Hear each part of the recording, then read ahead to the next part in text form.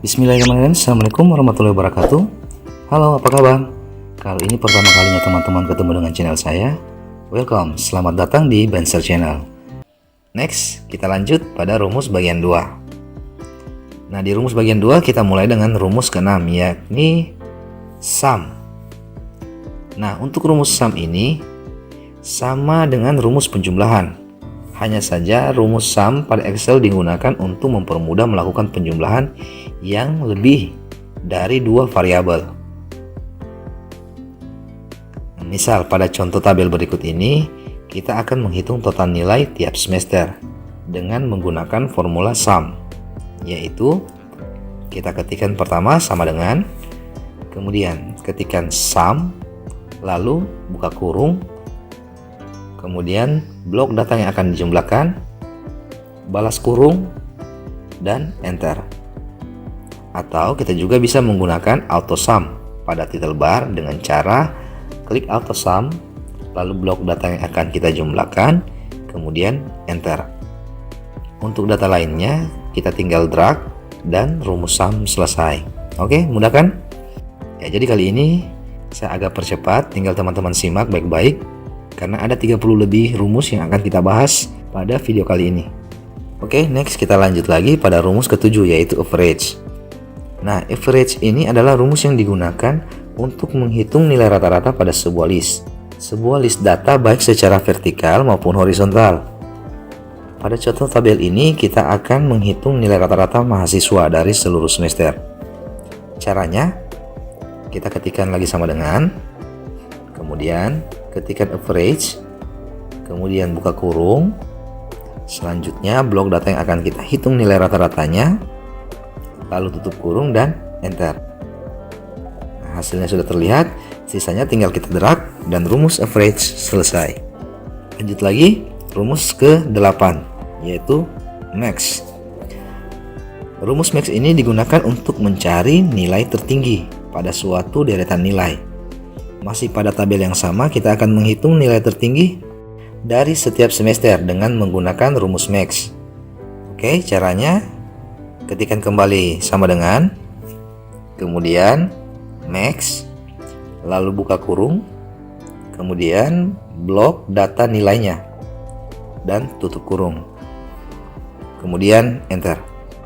Dan untuk data lainnya tinggal kita drag dan rumus max selesai.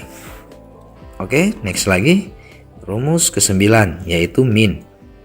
Rumus min digunakan untuk mencari nilai terendah pada suatu deretan nilai. Jadi, rumus min ini kebalikan dari rumus max. Jadi, kita langsung saja ketikkan sama dengan, kemudian min, lalu buka kurung, kemudian blok data nilainya, dan tutup kurung, kemudian enter. Dan untuk data lainnya, lakukan langkah yang sama. Tinggal kita drag dan rumus min pun selesai.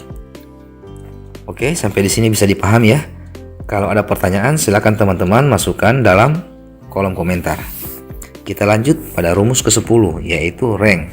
Rumus rank digunakan untuk menentukan peringkat pada suatu data. Misalkan pada tabel ini kita akan menentukan peringkat berdasarkan nilai tertinggi dari mahasiswa. Caranya kita ketikkan sama dengan, kemudian rank, lalu buka kurung, klik sel nilai yang akan kita tentukan rankingnya, yaitu nilai dari Mohdedi, kemudian titik koma, kemudian blok data yang akan kita bandingkan dengan data nilai dari Mohdedi.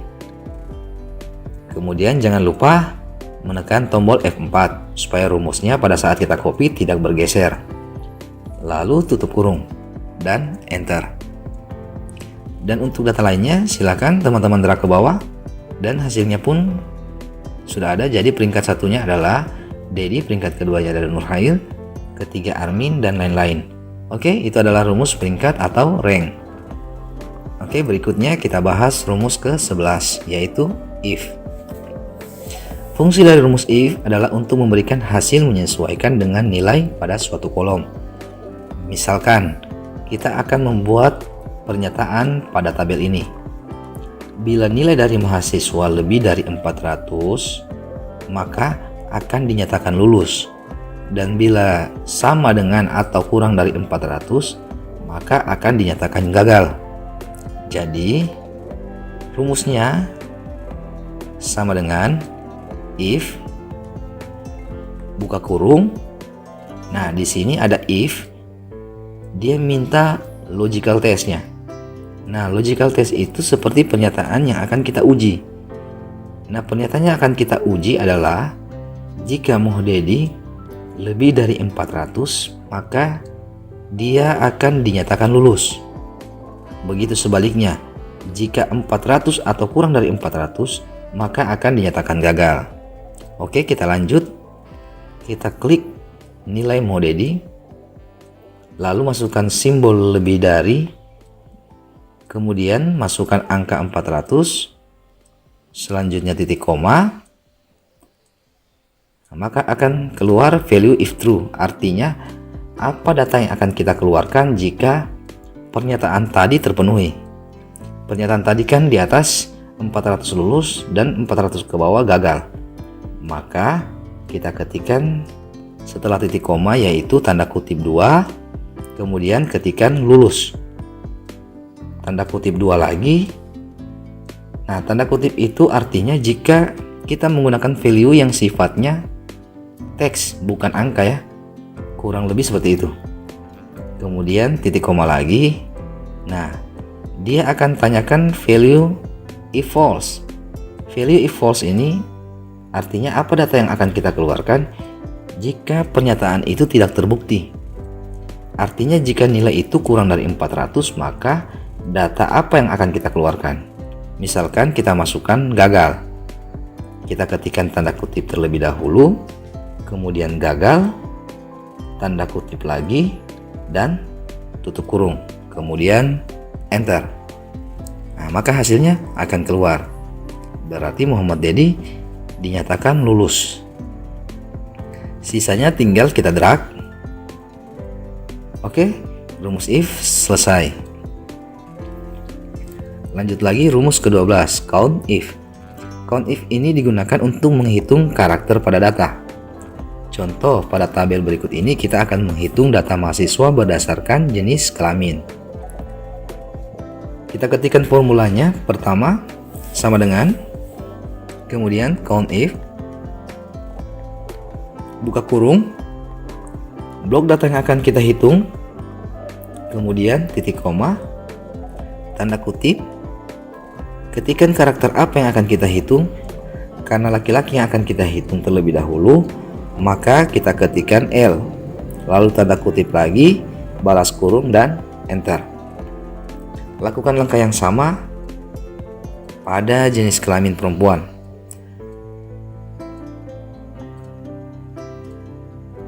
Hanya saja pada bagian karakternya kita ketikkan huruf P, dan untuk menjumlahkan kita gunakan kembali AutoSum, lalu enter. Baik, rumus count if selesai. Next, rumus ke-13, sum if. Rumus ini digunakan untuk menjumlahkan suatu nilai berdasarkan kriteria tertentu. Jadi pada contoh kali ini kita akan menghitung jumlah nilai keseluruhan mahasiswa berdasarkan jenis kelamin. Kita langsung saja. Pertama, ketikkan kembali sama dengan, selanjutnya sum if, buka kurung. Nah, dia akan minta range. Range itu adalah data yang akan kita cari. Misal pada data jenis kelamin.